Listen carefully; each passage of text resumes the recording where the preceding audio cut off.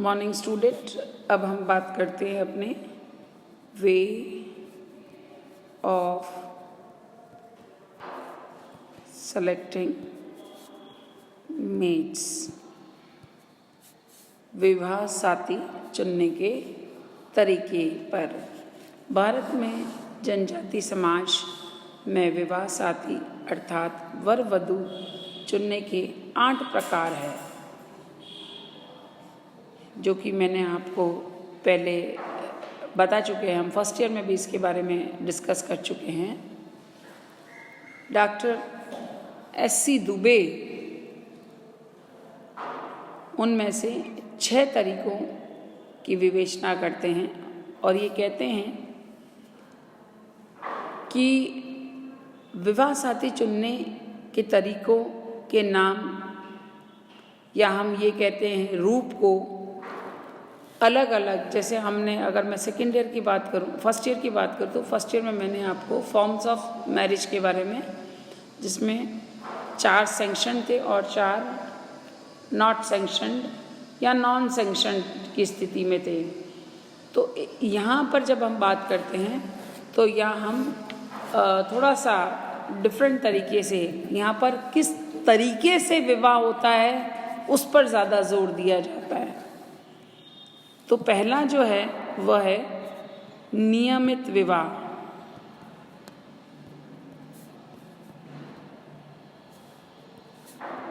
पहला है नियमित विवाह। ऐसे विवाह में जो समाज में प्रचलित रूढ़ियों के अनुसार वर वधू को चुना जाता है। अनेक जनजाति में भाई और बहनों के बच्चे में विवाह आदर्श माना जाता है, इसलिए ऐसे विवाह को ममेरे फुफेरे भाई बहनों का विवाह, क्रॉस कज़न मैरिज कहते हैं। मतलब किसके मध्य? भाई बहनों में, भाई बहनों के बच्चों के मध्य, क्रॉस कज़न्स, आपस में कज़न भाई बहनों के बीच में विवाह होते हैं। और इनका एग्जाम्पल क्रॉस कज़न मैरिज। इस प्रकार के विवाह जो है वह खरिया,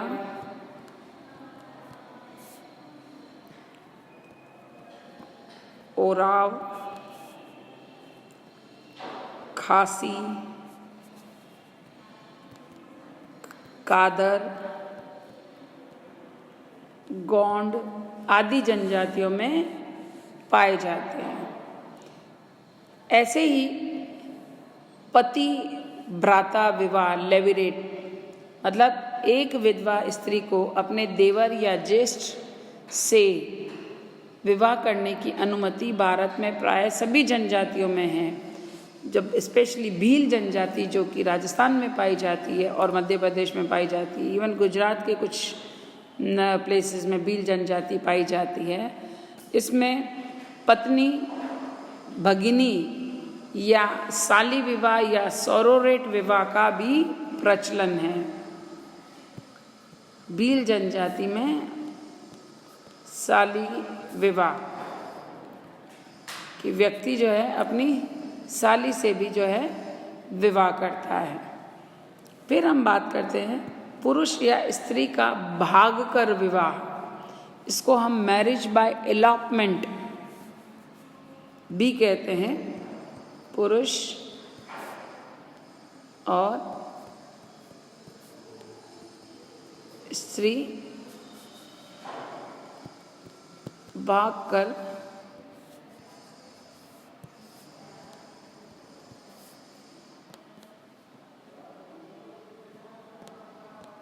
किया हुआ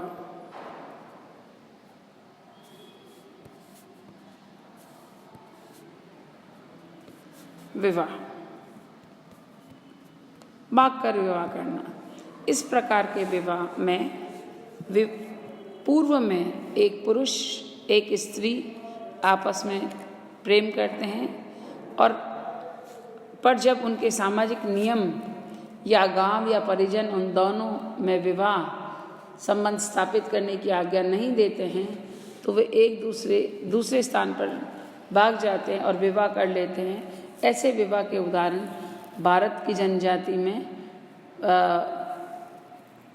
अधिक तो नहीं मिलते हैं, बट इस प्रकार के विवाह का प्रचलन होता है। फिर है अपहरण विवाह।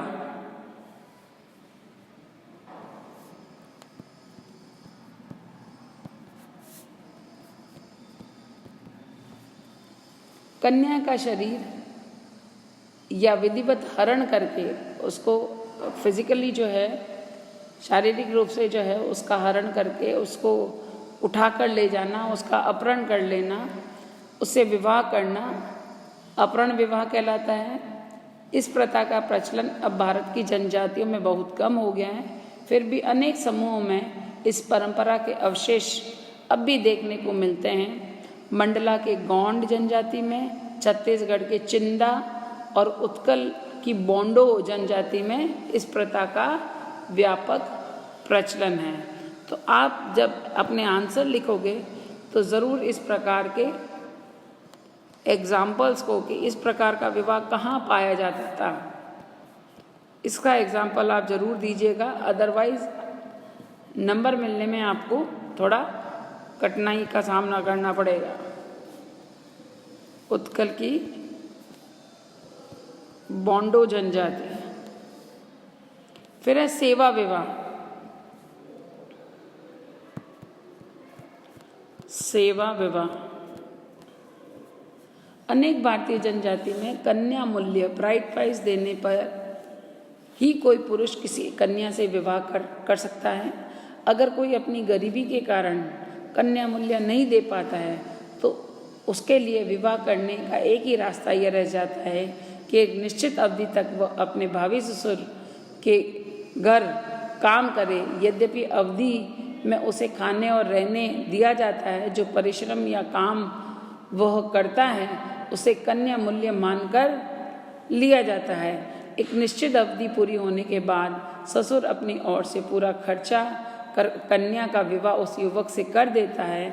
मध्य भारत में इस तरह का जो है विवाह जो है लामसेड़ या लमसेना घर जमाई रखने का बहुत रिवाज है। विशेषकर ऐसे लोगों में जिनके बेटे नहीं होते हैं, केवल बेटियां होती हैं, या कम से कम अपनी एक बेटी के लिए इस तरह का लड़का अवश्य चुनने की परंपरा है। फिर हम बात करते हैं बलपूर्वक गृह प्रवेश करके विवाह।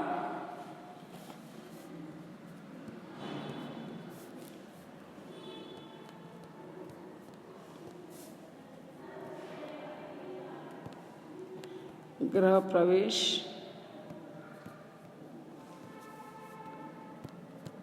करके विवाह। यदि कोई युवती किसी युवक के साथ प्रेम करती है और पत्नी के रूप में उसके साथ रहना चाहती है, परंतु किसी पक्ष माता पिता के न चाहने या अन्य किसी कारण से उनका विवाह नहीं होता है, तो वह युवती बलपूर्वक युवक के घर में घुस जाती है और उसके साथ उसे विवाह करने को बाध्य करती है। इस प्रथा का प्रचलन मध्य प्रदेश विशेषकर छत्तीसगढ़ में है। छत्तीसगढ़ में यदि पुरुष पहले स्त्री से विवाह करने का वायदा करता है और बाद में उससे वायदे को नहीं निभाता है तो या जब वह स्त्री गर्भवती हो जाती है तो वह बलपूर्वक गृह प्रवेश करके उससे विवाह करती हैं। इस दृष्टि से या हम ये कहें कि इस प्रकार के विवाह से पुरुष के घर में घुसकर उसके वहाँ जो उसके घर में जो कपड़े होती हैं उन्हीं को पहनती है और पुरुष के शरीर पर हल्दी का पानी डाल देती है। ऐसी स्थिति में पुरुष न चाहने पर भी बहुधा उसे स्त्री को पत्नी के रूप में स्वीकार करना पड़ता है। इसको हम बलपूर्वक गृह प्रवेश करके विवाह कभी कभी पुरुष भी करता है। यदि विधवा के पास काफ़ी जमीन जायदाद होती है, उसकी देखरेख करने वाला कोई नहीं होता है, तो वह कोई भी निर्धन पुरुष जो है कभी कभी उस विधवा के घर में जाकर रहने लगता है। विधवा उसका अपमान करती है तो उसे निकाल देने की धमकी देती है, पर पुरुष सब अपमान और अनादर धैर्यपूर्वक सहन करता है और कुछ दिन बाद समाज उस विधवा के पति के रूप में स्वीकार कर लेता है। छत्तीसगढ़ में इस प्रकार पुरुष को सिधवा कहते हैं। अब हम बात करते हैं विवाहित स्त्री से विवाह।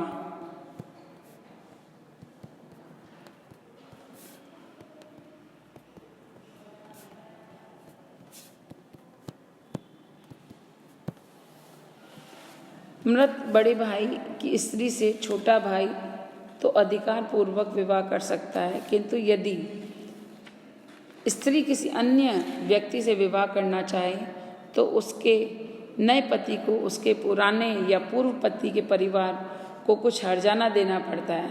यदि इस तरह यदि कोई विवाहित स्त्री अपने पति को छोड़कर दूसरे पुरुष के साथ भाग जाए तो उसका पति कन्या मूल्य की रकम के अतिरिक्त कुछ हर्जाना पाने का अधिकारी होता है। तो ये कुछ प्रकार के विवाह हैं जो जनजातियों में पाए जाते हैं। अब हम अपने नेक्स्ट टॉपिक में जो है बात करेंगे विवाह की। These are the forms of marriage which are found in, there are some more types of mate selection which you will find in different books. अलग अलग बुक्स में अलग अलग प्रकार दिए जाते हैं, से डिस्क्राइब किया जाता है। तो अगर किसी और बुक में कुछ और भी मिले तो please don't get confused. These are the ways, mate selection के कुछ वेज हैं जिसके द्वारा जो है विवाह होता है। तो आप उसको और ऐड कर सकते हैं, उसमें और लिख सकते हैं। Thank you.